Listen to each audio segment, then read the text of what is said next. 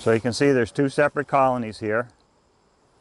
One of the things I like about having a little super, an independent super on this, I can check this nucleus colony without interfering, without disturbing this nucleus colony. Also, when I used to winter in single boxes, if I want to check a nucleus colony, I have to pull combs. If I want to check them for how much feed they have, I have to pull all 4 combs out, estimating how much feed they have, so I can give them what I think is the right amount. But by having this super on top, I can just remove that super. I can lift it. I can look at it from underneath and look for brood. I don't have to disturb this one. I don't have to pull combs. A lot of your bee work can be done from underneath the combs, not from on top. You don't always have to pull combs out of every box to look at what's going on in a hive. You can see what's going on from underneath. I put a piece of tape on there, so if I want to put this box on top of this cover, the queen won't run down through that hole and be lost. And that happens. Or this queen run up in there and be lost.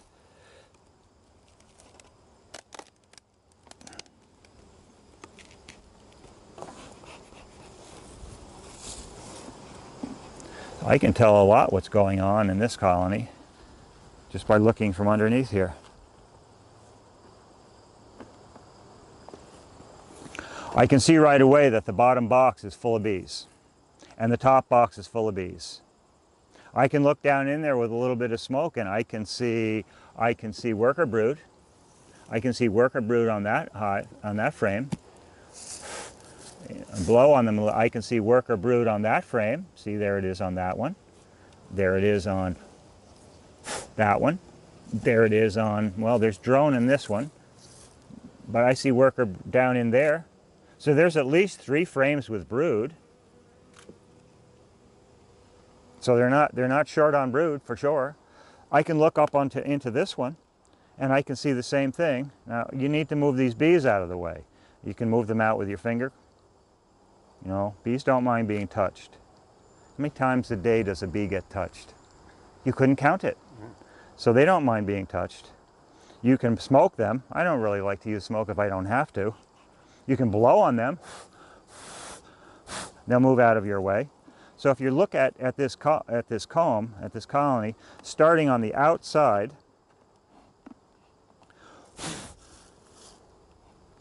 I can stick my hive tool in here like this, and I can see that comes up dry. So there's no nectar on that one. How about on the inside? Very little. I can see some brood on this one, but look, this one has got drone and worker.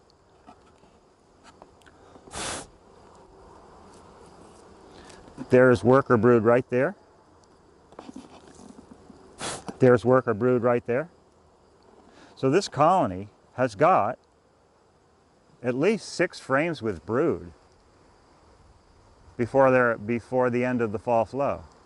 So whatever is coming in now is probably being placed, as this brood emerges, they're filling it in with nectar. So one thing I'd like to know, so there's certainly they have enough bees. Certainly they have enough brood. 6 frames of brood, and she's still laying. She's not going to be done laying for, they shut down later than a production hive. So most production hives here shut down beginning of October. These things shut down sometime in October. So they're going to continue raising bees for the winter.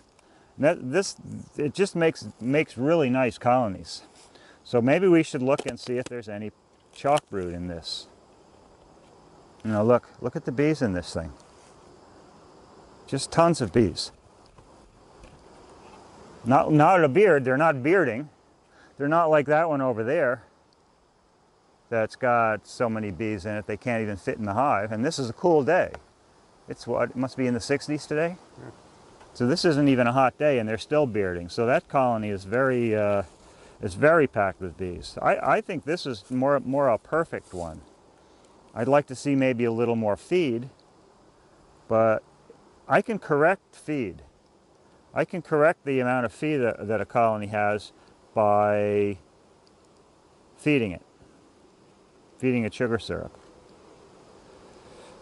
But you can see that this colony is packing nectar into its outside combs. You see this, see the brood pattern here? See this brood pattern? That was full of brood not long ago. But you see what happens as it emerges? See, they fill it with nectar. So this is most likely goldenrod. It's not dark. It's a nice light honey here. So then what I'd like to do is maybe see if we can find some brood that's uncapped. See this pinhole here in this in the brood, in this one? That's usually an indication of a disease, of brood that may have died. It may be just a bee hatching out. So you just open it up and you see an adult bee that's in the process of emerging. See, she's still alive. She just hasn't come out yet.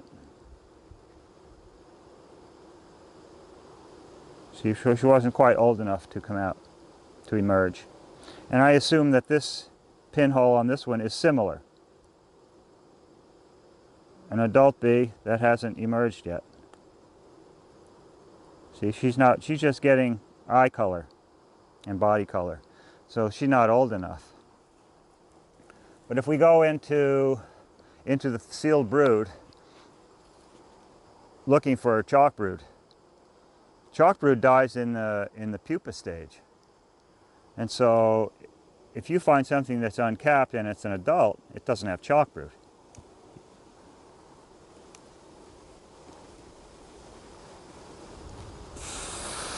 Ah, there she is.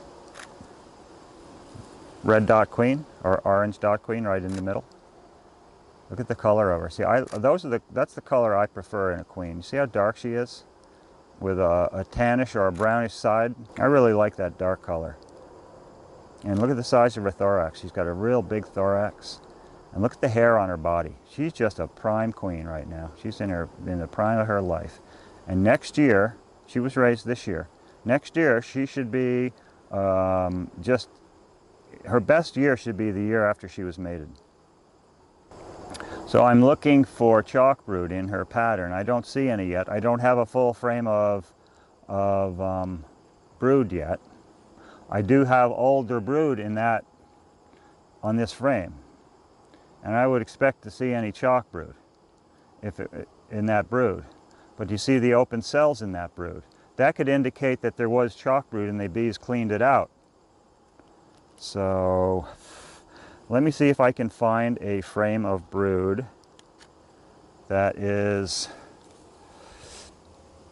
a better frame, a more complete frame of brood, and maybe we'll find some. If I don't find any on this comb, and it's a good brood comb, then I'm pretty happy. And I think the requeening did a good job. But let's see, what have we got here? Here's one that's got an open, and you see this bee died in the pupa stage, and this may be still has a little chalk brood in it. I would say they're cleaning it up pretty well, because I don't see any mummies. I see some brood that's dying. They're removing it before it's becoming contagious. Now this could be better. It could be better at being hygienic, but this one isn't bad. They've gone pretty far towards cleaning up the mess. I wouldn't have requeened it if it wasn't a mess. If it didn't really have more than a few cells of chalk brood. The population in this thing is enormous. Yeah. What a beautiful nuke. And this thing, well, once they get their final population, they'll winter with that population. There's not going to be a pile of dead bees out on the ground. Now, you'll feed them in the winter? No, I'll feed them. If they need anything this fall to bring them up to weight, I'll feed them this fall. I won't feed them in the winter. I believe that the feed belongs in the comb where the bees are.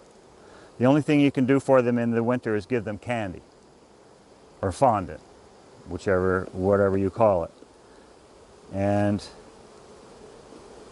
That's really not appropriate. They have to break their cluster in order to get that food. Much better to put it where the bees put it. The bees put it in the comb. They don't put it in a block over their heads for winter. And so they're right on the comb. They're clustering on the feed.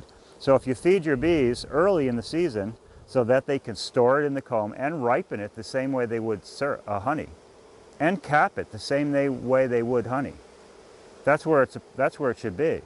Then using a candy board or fondant is an emergency if your bees are going to run out, which you start to look in.